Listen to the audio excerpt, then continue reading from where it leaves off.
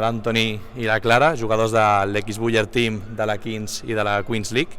Us sembla la iniciativa que fem a l'escola, de la Students League, amb tots els esports, i si us hagués agradat tenir aquesta iniciativa quan vosaltres estudiàveu a l'ESO.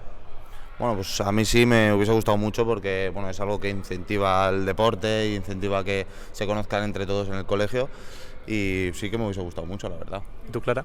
A mi m'agrada molt, jo crec que és alguna cosa que faltava una mica quan nosaltres érem petits, que s'organitzessin, a més, que s'organitzessin els nens de forma cooperativa, i jo ho veig molt bona iniciativa, la veritat, i molt divertit. La vostra experiència i la vostra sensació al guanyar una competició com la Kings i la Queens, en el teu cas el Wanda i en el teu cas el Withing, i una mica, bueno, què opineu sobre això i la vostra experiència?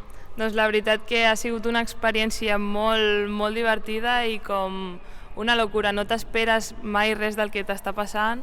A més, guanyar a un camp com el Withing Center, que mai m'havia imaginat a ningú jugant a futbol allà, i hi havia molta gent, tothom estava content, molta celebració, va ser un partit molt dur i molt exigent, però molt bon partit a la vegada, i totes ho vam viure com una família. Després ho vam celebrar amb ells també, que estaven veient-nos, i tothom ens estava suportant, així que estic molt agraïda i molt contenta.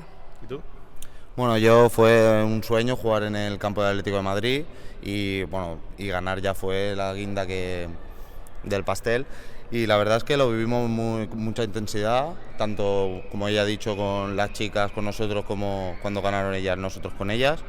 Y la verdad es que ha sido como un sueño cumplido. Siempre tenía, bueno, como cuando eres pequeño y te gusta el fútbol, te gusta jugar en los campos, y la verdad es que ha sido una experiencia inolvidable.